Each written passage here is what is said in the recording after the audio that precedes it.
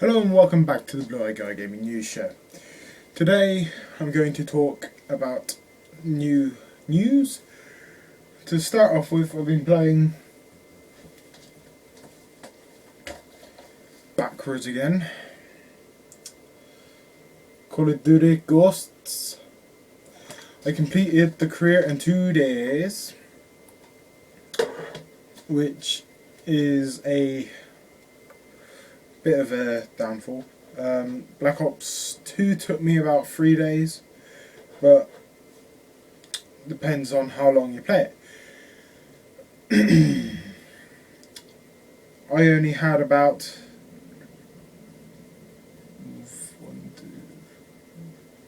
about 4 hours on when I got it to play that night, and then I completed it the day after when I got back from college, because Thursdays I have a half day, so I drive there and then I drive back after my second lesson, so I got to complete it the second day I had it because I played it continuously. I didn't play the multiplayer until later on, but the career is great if you haven't played it yet. If you're thinking of buying it just for the career, I'd say it's one of the best Call of Duty games since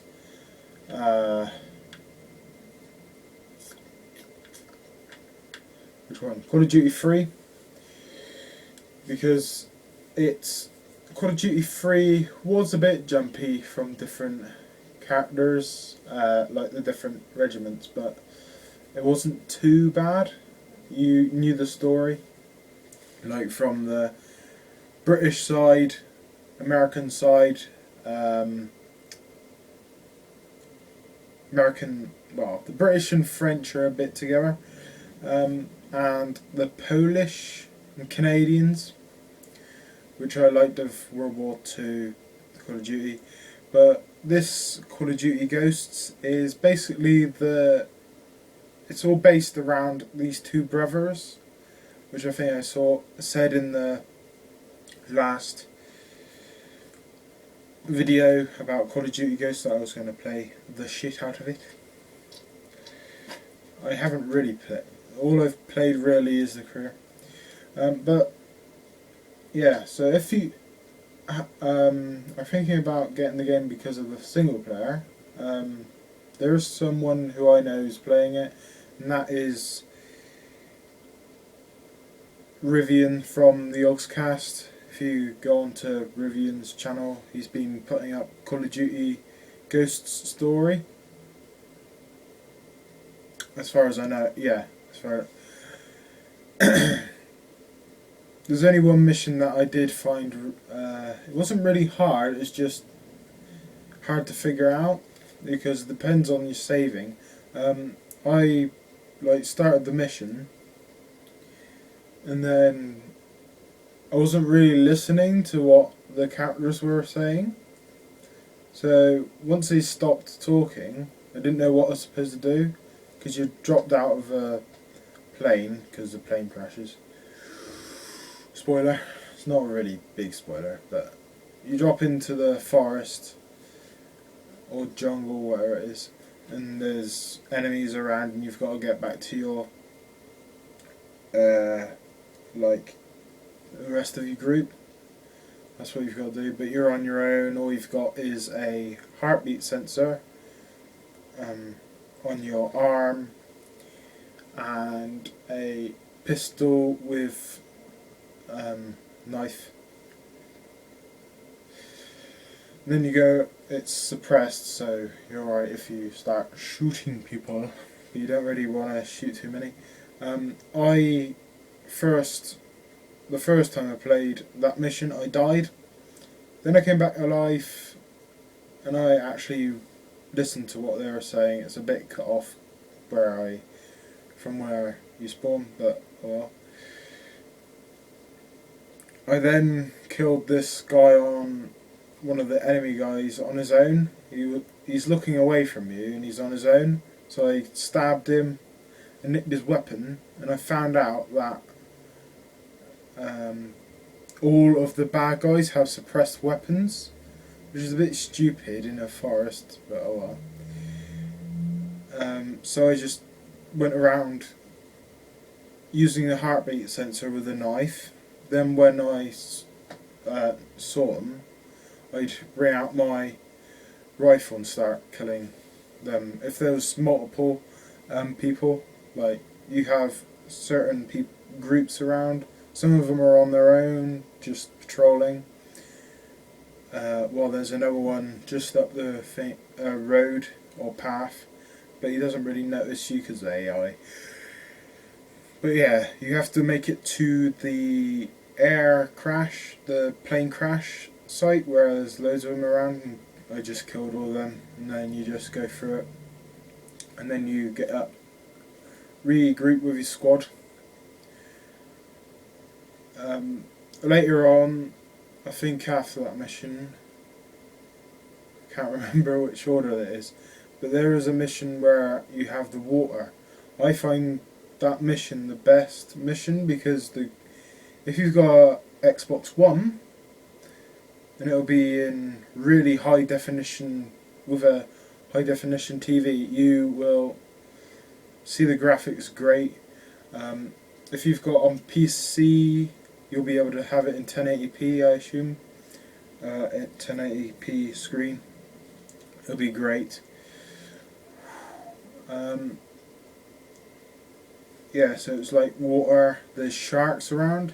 The only thing I don't like is, I'm not sure if sharks will attack you. I know it says stay out the open. I stayed near a rock. Like, I saw the shark up here, swimming. He was swimming towards me, but above me.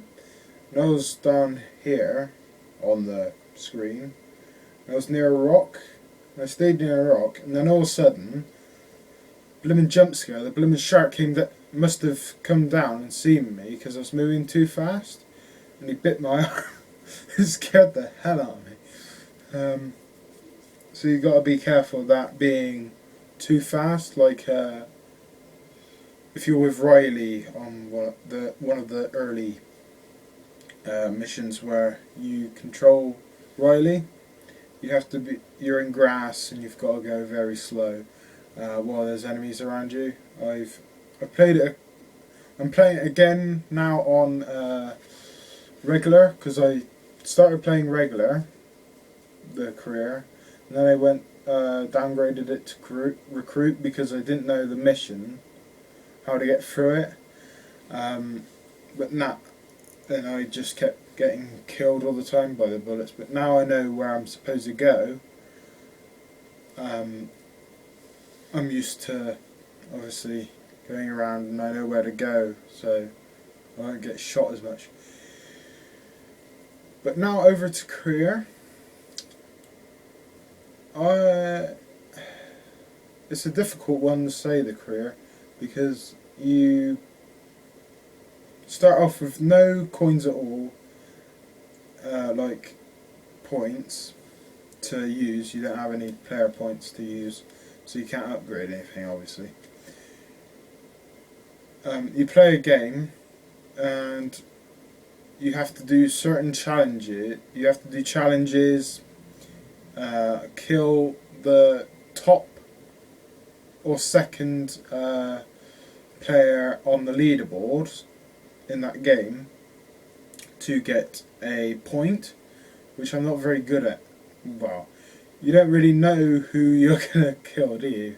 When you're running about, you just want to kill people, but the only people you want to go for is the first and second, because that's where you get the points from. The points take forever to, unless you're really, really good, unlike me, where I'm a Call of Duty veteran, which I've played all of the Call of Duties on some console, except for Call of Duty 1, because I haven't bought it yet for Xbox 360, because I need a new hard drive, which I'm saving it for. But that'll be my next game, like save up for once I get a new hard drive, Call of Duty 1, to find out how that one was. I've only played all the others, so yeah. I played all the other Call of Duties except for number 1. I played Medal of Honor Homefront, I think, and Medal of Honor Rising Sun. I'm not sure, I can't remember what it's called. I played those two. I didn't complete Rising Sun because it was on PlayStation 2 and it was a pre-owned disc and it went a bit funny. Well. I've always been a Call of Duty person. I'll always buy. I always say this every year that I'm not going to buy another Call of Duty Ghosts game, but I always end up pre-ordering one. Just because I want the extras with it. That's all I'm pre-ordering it for. Like mine actually says, for some reason, mine was from Game, and it actually says on the box, limited edition, bonus map, freefall for pre-order. But for some reason, my brother got it from a different shop, or a local shop. It's an actual game shop, but it's just a local one. But his doesn't say that, and he hasn't got the freefall map, so I assume he's just got the shop that he bought it from didn't buy in the pre-order discs. They just have the normal discs, normal things, just a game for PlayStation 3. It's really weird. So he hasn't got freefall, but I have, because I bought it from Game, where obviously they have the pre-order version. My brother didn't get the pre-order version, he just got the standard cell one, so he didn't get any freefall map. That's all he bought the blooming thing, pre-ordered it for, is so he could get because it said every pre-order that you'd get the freefall, but obviously, yeah.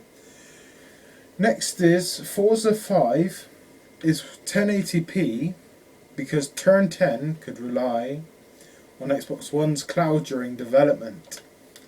This is what Forza 5 we've been waiting for Forza 5 for Xbox One, because Xbox One is going to have a cloud where instead of like doing updates that take for bloody ages, they're just going to put up like updates into this cloud, which will, instead of putting it on your memory, it's like a cloud so you can take it anywhere. So if you download anything, it'll go into the cloud instead of your memory, I assume. Which most things are going these days. Like you can have Dropbox, if you've never heard of Dropbox. I don't know who makes it, but I think it's American or something. Dropbox is a thing you can download off the internet, and you can like put all your files into it. Like if you have files on your phone, like videos, pictures, songs you want to put on things, you can transfer all of that stuff into this online cloud, which you can use on a computer, any device. So you can log into like Dropbox on your iPod, put stuff from your iPod, like movies, videos, put it into the Dropbox. Then you go to a computer, download the Dropbox app, as it would be on Windows 8 now, or if you were with Windows 7 it would just be a application. You download that, log into it with your log on, and there it is inside this. Most things are done this way now, so you can back up stuff. Um, Most of it is for because everything can be put on the internet now. Everything's being backed up to the internet. Nobody else can see it except for you, because you're the only person who has that code, obviously. Password and all that stuff, security. So yeah, the Forza 5 is 1080p because Xbox One, they want to use Xbox One's cloud during the development, which makes it a lot. Its time saved creating online features has been spent on visuals and physics. Forza Motorsport 5 owes its 1080p visuals and 60 frames a second performance to Microsoft's furnishing Turn 10 with easy access to scalable servers, creative director Dan Greenawalt has told OXM. The ability to tap into Xbox Live Commute has allowed the studio to lavish more time and development resources on the game's visuals and complex physics systems. Without this advantage, it would have had trouble achieving Forza 5's final resolution. To be clear, this isn't the same as saying that the game won't run as advertised without an internet connection, only that Microsoft has shouldered the burden of providing and tuning the servers, which allows Turn 10 to focus on maintaining 1080p. A lot of it comes down to how easy is it to tap into things like the cloud. Greenwald told our contributor Richard Wordsworth when he asked why the game was only possible on Xbox One, as built during a recent trailer. But first off, it's a bespoke engine, so the engine will only run on Xbox One, so that's the freebie answer. The reason we say that, though, is because we have had done cloud-powered opponents last generation, but we would have had to have done all the infrastructure, he continued. Now with Xbox One we get servers, we get Azure, we get Thunderhead, and it's so easy to plug into. Microsoft's Azure server network allows you to bring a lot of computational power and server bandwidth to bear, Greenwater explained. It scales automatically and you don't have to write for it, so it's an instant server. It's basically a technology that allows you to do cloud computing very cheaply and very easily. It is just automatically scales for the amount of people. That is really easy to hook up with the software development kit for the Xbox One platform. That allows us to focus our resources in coming up with fun and innovative features, rather than making back-end infrastructure that frees up a lot of people. So would Cloud AI have been possible last generation? Sure, last generation we could have done 1080p 60 frames per second, but we wouldn't have been able to do that and the physics we did in Forza 4. So Forza 4 was 720 and 60 frames per second with the physics we had. Now we're doing things in the physics that requires so much more computational power, we would have struggled to be 720p 60 frames per second. Asked to clarify that Turn 10's ready access to the cloud has allowed it to spend more time improving Forza 5's resolution and physics, Greenwald responded, "Right, and that's what's allowed us to, in 3 years, have a game that has innovation like Drivatar, looks beautiful, as well as having the new things we're doing in physics, like the tires and suspension." An update? Here's the exact wording up there.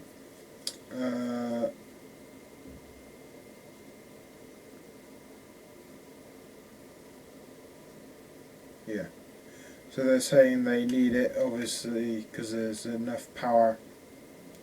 There's not enough power in the 720 60 frames per second console, Xbox One.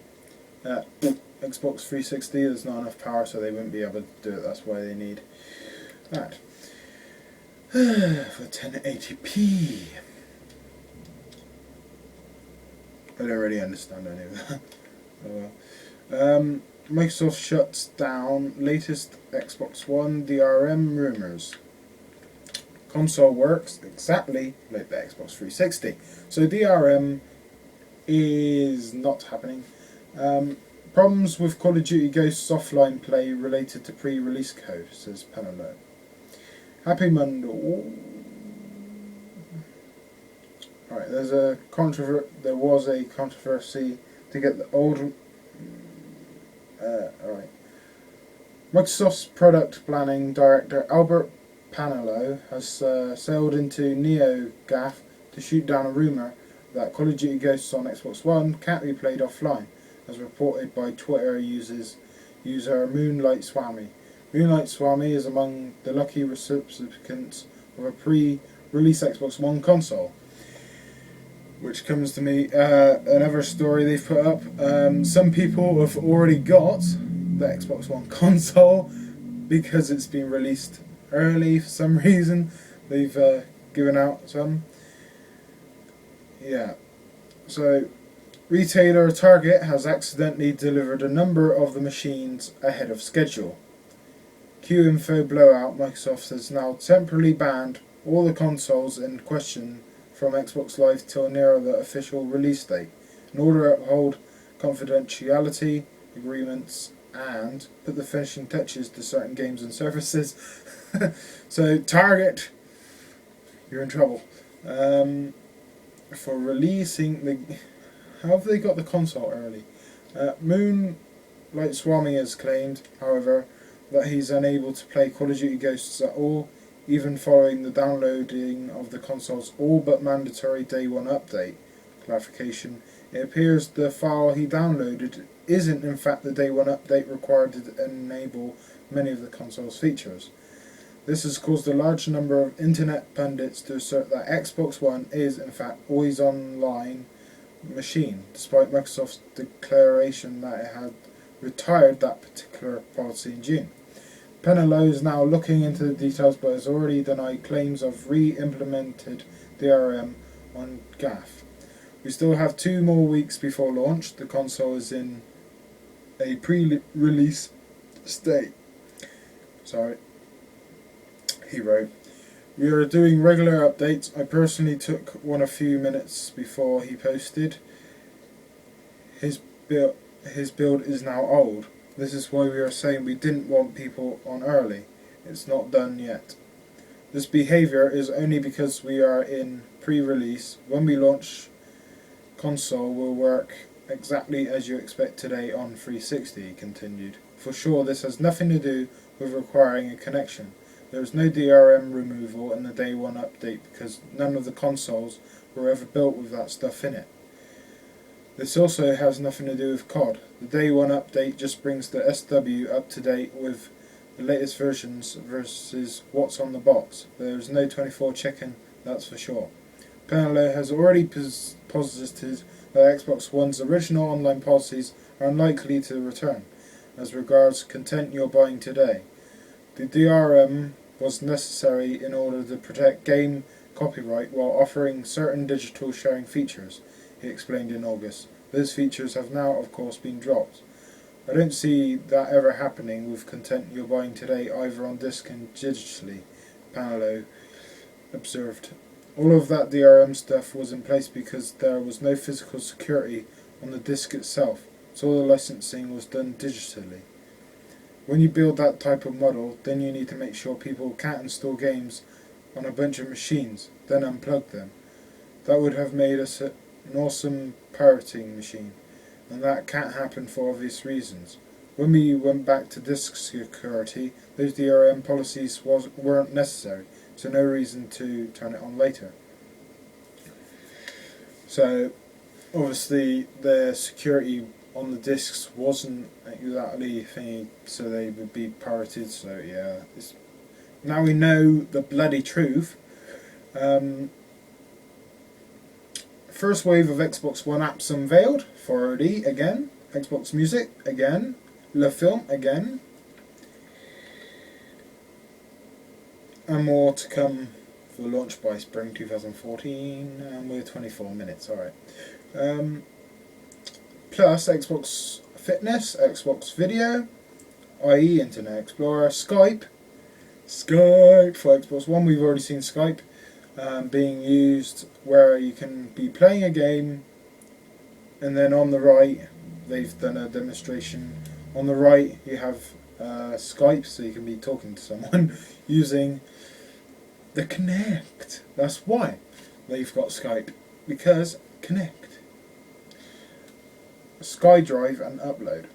One man's terrorist is another man's freedom fighter, and one man's charming array of connected multimedia features is another man's heinous hijacking of system resources that might be used to run video games.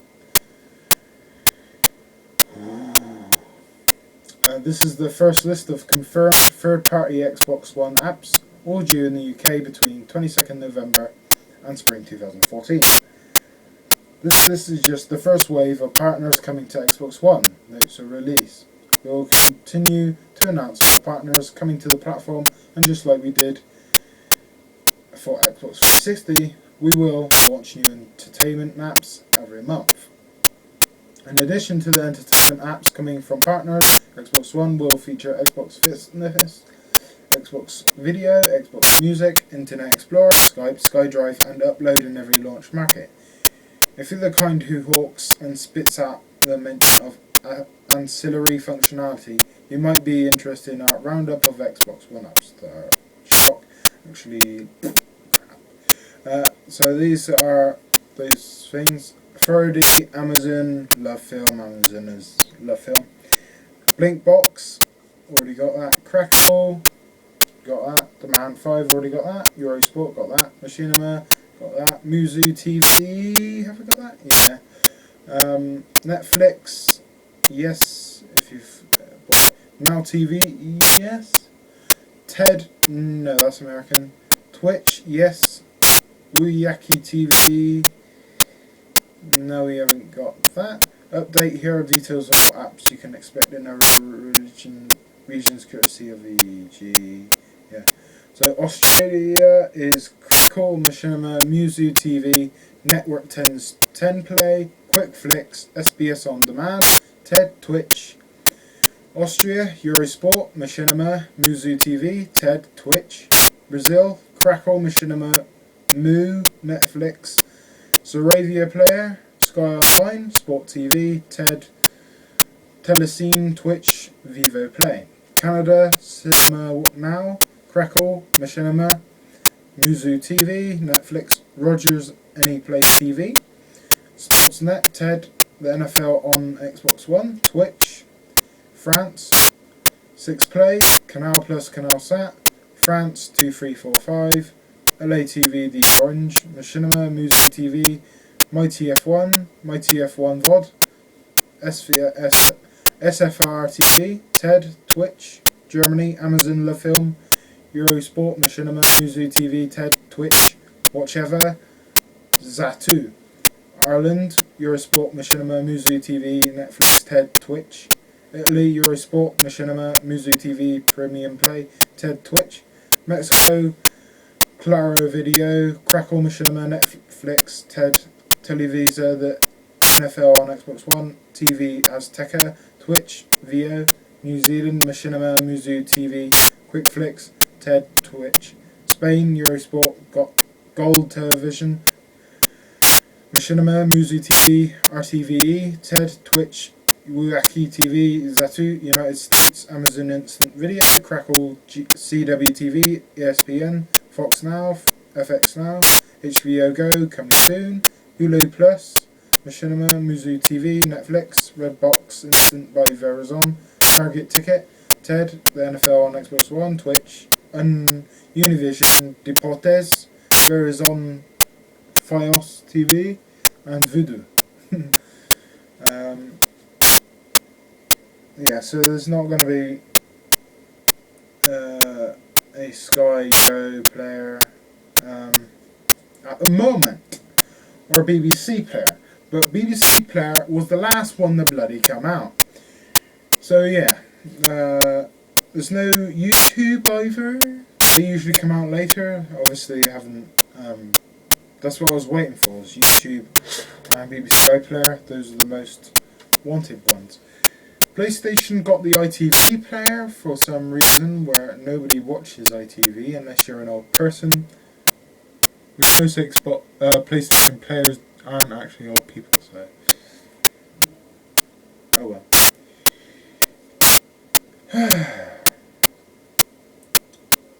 Sky was okay. The only reason I'm linked with Sky is because you get gold with it. Well, the last time I... One thing I've noticed about the Sky thing, I don't know what I'm supposed to do. Sky has 2 apps on your... If you're a UK gold person. If you go onto your... If you had the original Sky, when it first came out on the Xbox One, it's still on your hard drive, but for some reason there's another Sky that looks more update, like the new updated version of Sky, but it's like 2 apps, 2 installs. I don't know which one to delete because I want to get rid of one of them so I can get rid of the save up memory, but I don't know which one. Do I take away the new one or the old? Can I get rid of the old one, or will it kill it if I take it away? I'm not sure. So yeah, half an hour of bloody footage. It's going to take ages to upload, but oh well. So this has been the Blue Eyed Guy Gaming News show. I don't know why I add show at the end, because my channel is called the Blue Eyed Guy Gaming News, even though it's on Mr. NRB333, which I can't change because that's what it was when I made the channel. It just came up with a message that it came up with a